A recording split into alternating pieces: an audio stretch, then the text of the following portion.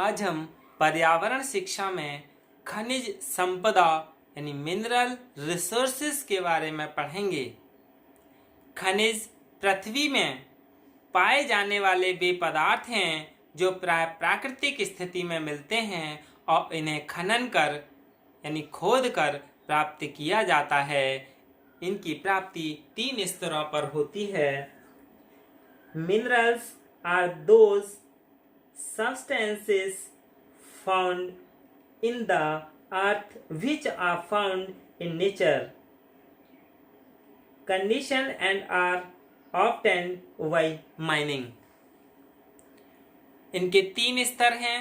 कौन कौन से हैं? फर्स्ट लेवल यानी पहले स्तर है वे खनिज जो पृथ्वी की ऊपरी सतह के काफी नजदीक होते हैं, इन्हें सामान्यतः खोद कर प्राप्त करना संभव होता है।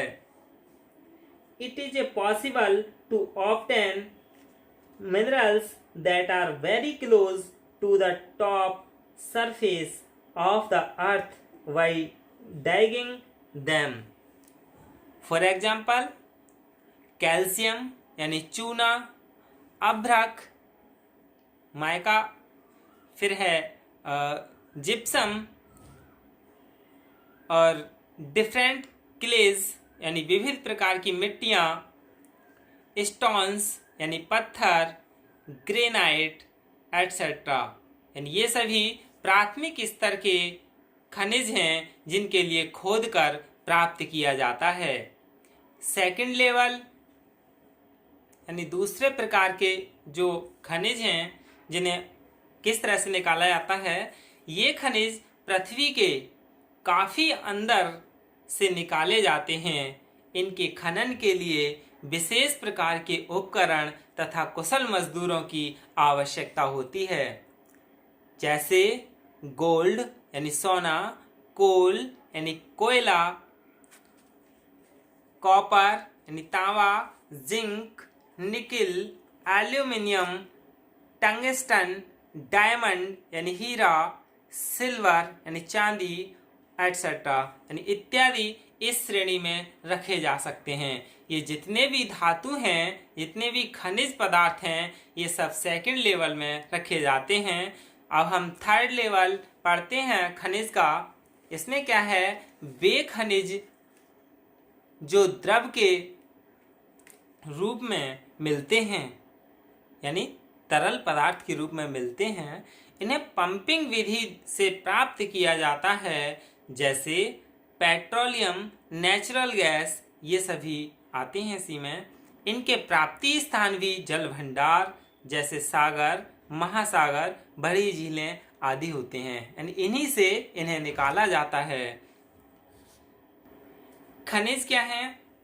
नॉन रिन्यूएबल सोर्सेस होते हैं, यानी अपरिवर्तनीय संसाधन होते हैं, अतः एक बार समाप्त हो जाने के बाद उन्हें पुनः प्राप्त नहीं किया जा सकता। इससे इनका प्रबंधन बहुत महत्वपूर्ण होता है। बढ़ती जनसंख्या के दबाव में बढ़ती मांग को पूरा करने के लिए विभिन्न खनिजों की विशिष्ट भूमिका में इनको महत्व को बढ़ाया है। जेवरात के लिए सोना, चांदी और हीरे, वाहन और अन्य आवश्यक वस्तुओं के निर्माण के लिए लोहा, एल्यूमिनियम, बर्तन व सजावटी वस्तुओं के लिए तांबा, निकिल, ये सभी प्रतिदिन निरंतर आवश्यक होते जा रहे हैं क्योंकि जनसंख्या बढ़ रही है। कुछ धातुओं का पुनः चक्रण हमें इस कठिनाई से उबारता तो है, पर पूरी कमी को पूरा नहीं कर पाता है।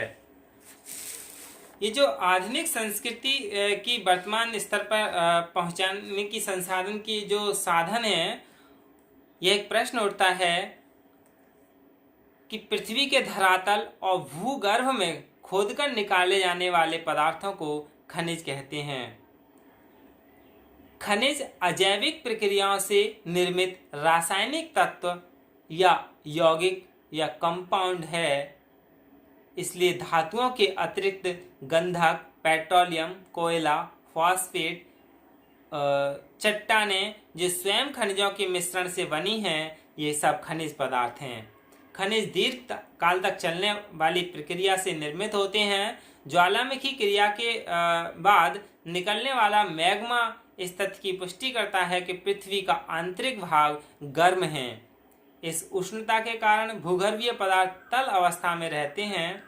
ऑक्सीजन और कार्बन डाइऑक्साइड के जल में घुलने पर यह जल एक रसायन का रूप ग्रहण कर कुछ विशिष्ट चट्टानों को घोलना प्रारंभ कर देता है और घुले तत्व पुनः मिश्रित होकर नवीन खनिज का निर्माण करते हैं। अनेक घुलनशील खनिज पदार्थ झीलों, सागरों, बड़े जलाशयों में पाए जाते हैं। कुछ खनिज भूमि के अंदर विभिन्न गहराइयों पर चट्टानों में रंध्रों में या सिराओं के रूप में पाए जाते हैं। इसी प्रकार नदी अपरदन खनिज नदी तलहटी में निक्षेप के रूप में भी मिलते हैं। अब हम इनके संसाधन के बारे में जान लें, यानी खनिज संसाधन की क्या विशेषताएं हैं। कैरेक्टरिस्टिक्स ऑफ मिनरल रिसोर्सेस, यानी खनिज क्षेत्रों का छोटा तथा बिखरा होना, यानी minor and scattered mineral fields, यानी अन्य प्राकृतिक संसाधनों की तुलना में खनिजों के क्षेत्र आकार में छोटे होते हैं या बिखरे रूप में पाए जाते हैं। इनके निक्षेप क्षेत्र वन और कृषि की भांति विस्तृत नहीं होते हैं, यानी खनिज बड़े क्षेत्र नहीं होते हैं इनके क्षेत्र। दूसरा है खनिज पदार्थों के निश्चित भंडार होना, यानी have fixed reserves of minerals. खनिज पदार्थों की निश्चित मात्रा में भंडारण पाया जाता है। इनको एक बार उपयोग में लाने के बाद पुनः स्थापित नहीं किया जा सकता, क्योंकि इनके निर्माण में करोड़ों वर्ष का समय लगता है।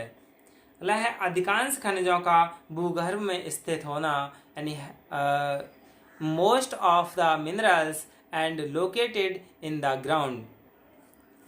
अधिकांश खनिज भूमि के अंदर गहराई में होते हैं, जिनका पता लगाने के लिए वैज्ञानिक और तकनीकी ज्ञान की जरूरत होती है। खनिजों का सर्वेक्षण उत्पादन के लिए अधिक पूंजी, कुशल श्रमिक और प्रौद्योगिकी की आवश्यकता पड़ती है। इसी कारण छोटे तथा अविकसित राष्ट्र अपनी इस छिपी संपदा का पता नहीं लगा पाते हैं। अगला है चौथा, खनिज उत्पादन पर मांग का प्रभाव, यानी impact of demand on mineral production. खनिजों का उत्पादन उपयोग एवं मांग पर आधारित होता है। देखा गया है कि मांग और मूल्य में वृद्धि के आधार पर खनिज उत्पादन भी बढ़ता है। यहाँ तक कि घटिया या कम धातु वाले खनिजों का भी उत्खनन होने लगता है, लेकिन मांग में कमी होने के पर उच्च कोटि के जमावों में भी उत्खनन कार्य सिमट कर रह जाता है। अगला है खाने गहरी होने पर खनिज उत्पादन महंगा होना। Mineral production to be expensive when food in is deep, यानी खानों की गहराई और उत्पादन लागत का सीधा संबंध है। गहरी खानों से खनिज निकालना अधिक खर्चीला कार्य है, इसलिए कभी कभी गहरी खानों में उत्खनन बंद करना पड़ता है। अब हम भारत में प्राप्य खनिज यानी अवेलेबल मिनरल्स इन इंडिया, इनके बारे में पढ़ेंगे। धन्यवाद।